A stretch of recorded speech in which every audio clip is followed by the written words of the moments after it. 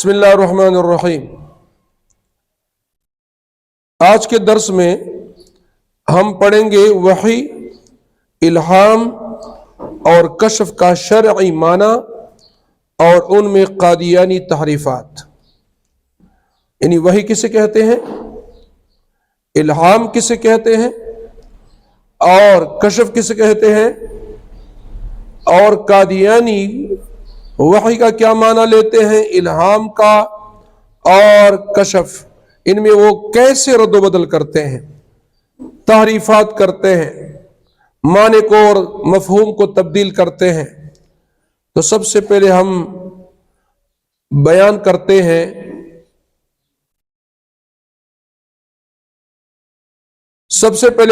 کرتے ہیں وحی کو، الہام کو اور کشف کا شرعی معنی کہ ہماری اسلام میں وحی کا کیا معنی ہے، الہام کا کیا معنی ہے اور کشف کا کیا معنی ہے، اور پھر بعد میں بیان کریں گے کہ قادیانی ان میں کیسے تعریفات کرتے ہیں۔ وحی اصطلاح شریعت میں وحی اس کلام الہی کو کہتے ہیں جو اللہ کی طرف سے بذریعہ فرشتہ نبی کو بھیجا ہو۔ اس کو وحی نبوت بھی کہتے ہیں جو انبیاء کرام علیہ السلام کے ساتھ مخصوص ہے۔ یعنی وحی غیر نبی کو نہیں ہوتا، یہ ہر اس شخص کو ہوتا ہے جو اللہ تعالیٰ کی طرف سے نبی بن کر آیا ہو۔ اور اگر بذریعہ القاء فی القلب ہو، القاء فی القلب یعنی دل میں کسی بات کا ڈالنا، تو اس کو وحی الہام کہتے ہیں۔ یعنی فرشتے کا واسطہ ہونا ضروری نہیں، ان الہام میں فرشتے کا واسطہ ضروری نہیں، اللہ تعالیٰ کی طرف سے ایسے ہی دل میں ڈالا جاتا ہے۔ وحی میں لانے میں فرشتہ ضروری ہے، فرشتہ لاتا ہے، لیکن الہام میں فرشتے کا واسطہ نہیں ہوتا۔ جو اولیاء اللہ پر ہوتی ہے، اور اگر بذریعہ خواب ہو یعنی خواب میں آئے تو اصطلاح شریعت میں اس کو رؤیا صالحہ یعنی سچے خواب کہتے ہیں، جو عام مومنین اور صالحین کو ہوتا ہے، یعنی نیک لوگوں کو۔ کشف اور الہام اور رؤیا صالحہ پر لغتاً وحی کا اطلاق ہوتا ہے۔ قرآن مجید میں آیا ہے وَأَوْحَيْنَا إِلَىٰ أُمِّ مُوسَىٰ، مگر عرف شرع میں جب لفظ وحی کا بولا جاتا ہے تو اس سے وحی نبوت ہی مراد ہوتی ہے۔ یہ ایسا ہے کہ جیسے قرآن کریم میں باعتبار لغت کے شیطانی وسوسوں پر بھی وحی کا اطلاق آیا ہے، کما قال اللہ تعالی وَإِنَّ الشَّيَاطِينَ لَيُوحُونَ إِلَىٰ أَوْلِيَائِهِمْ، سورہ انعام آیت نمبر 121۔ اسی طرح وَكَذَلِكَ جَعَلْنَا لِكُلِّ نَبِيٍّ عَدُوًّا شَيَاطِينَ الْإِنسِ وَالْجِنِّ يُوحِي بَعْضُهُمْ إِلَىٰ بَعْضٍ زُخْرُفَ الْقَوْلِ غُرُورًا، سورہ انعام آیت نمبر 112۔ لیکن عرف میں شیطانی وسوسوں پر وحی کا اطلاق نہیں ہوتا۔ اب پشتو میں سنیں، وہی چاہتا وہی دا شریعت پہ اصطلاح کے وہی اغد اللہ جل جلالہ کلام الہی توائی چھ اللہ طرفنا پذریعہ دا فریختے، اللہ طرفنا پذریعہ دا فریختے آغا رالی گلیش چاہتا رالی گلیشی یو نبی تا چاہا اللہ جل جلالہ طرفنا رالی گلیشی بھی نو پتہ ہو لگے دا چھ دا وحی چھ دا مخصوص تا چا سرا انبیاء کرام علیہ السلام سرا، او چکمہ پزڑکے اچھولی کی گی آگے کہ دا فریختے واسطہ نہیں، اللہ طرف نہ ڈائریکٹ دا یو نیک انسان پزڑکے اللہ جل جلالہ آگا خبرہ غرزی نو دے توائی الہام چدا چاہتا کی گی اولیاء اللہ تا دا اللہ جل جلالہ نیکان صالحان دوستان و تدا کی گی، او او بل د کشف او رؤیا صالحه یعنی رښتونی خوبونه چې دا دی باندې هم لغتن د وحی اطلاق کیږي خو قرآن مجید کې الله جل جلاله فرمایي واوحینا الی ام موسی مونږ وحی وکړلا مور د موسی علیه السلام ته نو مور د موسی علیه السلام دا خو پیغمبره نه وکنه پیغمبره نو دا نبیه نو نو لہذا الله جل جلاله دلته وحی ټک کوي ته استعمال کړي دي نو دا وحی سوا الهامی سوا دغه وحی نبوت والا نوا سوا الله جل جلاله د موسی علیه السلام مور پرړه کې سوا چولا دا خبره واچولا اور سره لیکن عرف شرع میں کله چې په شریعت کې د وحی اطلاق او د هغې خبره اخیستل کېږي نو بیا هغه کومه وحی مراد دي وحی دا نبوت څه کله چې په شریعت په اصطلاح کې د وحی معنی مونږ اخلو نو بیا د چا سره دا مونږ اخلو نبی سره چا سره اخلو دا بزرگ ولی الله نیک سړي سره نه اخلو هم دغه شانته قران کریم کې به اعتبار د لغت د شریعت په اصطلاح کې نه بلکې د لغت په اعتبار سره د شیطانانو وسوسو باندې هم د وحی اطلاق شوی دی لکه الله جل جلاله فرمایي وان الشیاطین لا یوحون الی اولیائهم وكذلك جعلنا لكل نبي عدوا شياطين الانس والجن انس والجن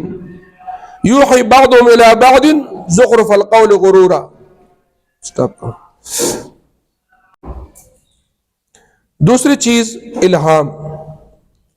کسی خیر اور اچھی بات کا بلا نظر و فکر اور بلا کسی سبب ظاہری بلا کسی سبب ظاہری کی من جانب اللہ قلب میں یعنی دل میں القاء ہونے کا نام الہام ہے جو علم بطریق حواس حاصل ہو وہ ادراک حسی ہے اور جو علم بغیر حس اور عقل من جانب اللہ بلا کسی سبب کے دل میں ڈالا جائے وہ الہام ہے الہام محض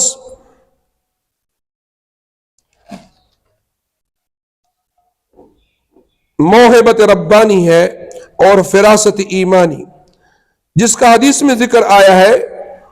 اور وہ من وجہن کسب ہے اور من وجہن وہب ہے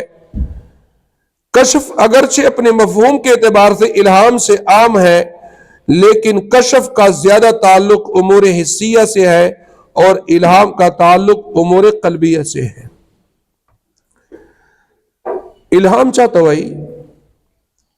الہام دیتا ہوئی چلیو خیر او خبر خیر او خبر دا بلا سوچ سمجھے تامخ کے سوچ نہیں کڑا ہے بلا سوچ سمجھے دیو خیر خبر ہاگا دس ظاہری سبب نہ بغیرہ ریزن سبب ہی نہیں بھی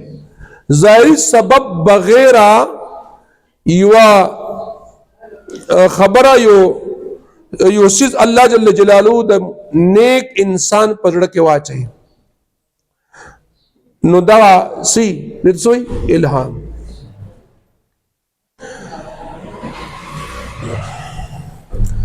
او بغیر دا سببنا بغیر دا علمنا بغیر دا عقلنا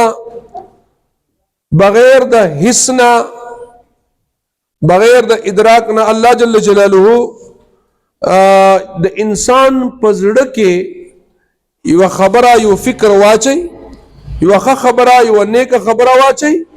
نو دید سوئی الہام او دا الہام سری دا اللہ جل جلالہ طرفنا یو تحفہ وی ٹھیک شوا یو ایمانی فراست بھی اللہ جل جلالہ دے انسان تنصیب کی او پڑھ کے ورتوا چاہیے بلدانا چھے پا الہام کے دا کسب ضرورت نوی او پا کشف کے کسب ضرورت بھی یعنی امور کسبیہ پا کی او پا دے الہام کے امور کسبیہ نہیں ولی دا الہام تعلق امور قلبیہ ہو سر دے او دا کشف تعلق چھ دے دا امور حسی ہو سر دے یعنی یو حسی چیز چاہتا محسوس کولے سے ٹچ کولے سے نیولے سے داغی و حقیقت یو راستہ باندے اللہ جل جلالہ سکی خکار کی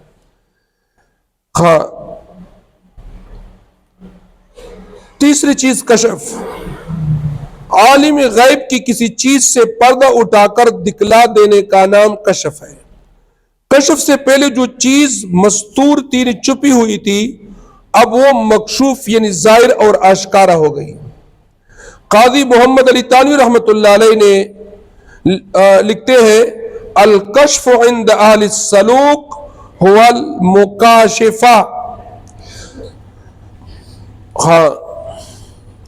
دیوائی حجابات کا مرتفع ہونا یعنی اٹھ جانا قلب کی صفائی اور نورانیت پر موقوف ہے جس قدر قلب یعنی دل صاف اور منور ہوگا اسی قدر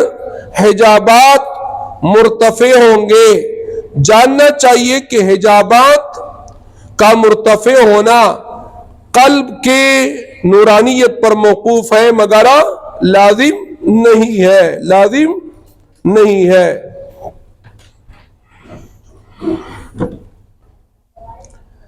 کشف دیتا وائی یعنی چھتا یو غیب نہ یو پٹ سیز نہ پردہ اچتشی یو پٹ سیز نہ پردہ اچتشی اللہ جل جلالہ تا تخکارہ کی یعنی یو غیبی سیز داغے حقیقت اللہ جل جلالہ تا تخکارہ کی چاگس ہر انسان تا نخکاری گی چا تخکاری گی دا کم انسان رڑا دیر صفاوی اور دا ایمان دا نور نہ ڈکوی نو اللہ جل جلالہ آگا غیب نہ پردہ اچھتے او دبانے آگا غیب آگا پٹ سیزو نہ سکے خکار ہے نو دا شو وحی الہام اور کشف وحی کس کو ہوتی ہے انبیاء کرام علیہ السلام کو الہام نیک اور صالح لوگوں کو ہوتی ہے اللہ کی طرف سے وحی میں وحی فرشتے کے ذریعے ہوتی ہے اور الہام فرشتے کے ذریعے اللہ تعالیٰ ایسی کسی نیک انسان کے دل میں بات ڈال لیتا ہے اور کشف یا اس انسان کو اللہ تعالیٰ غیب سے بعض اوقات غیب کی چیز سے پردہ اٹھا لیتے ہیں جس کا دل مکمل صاف ہو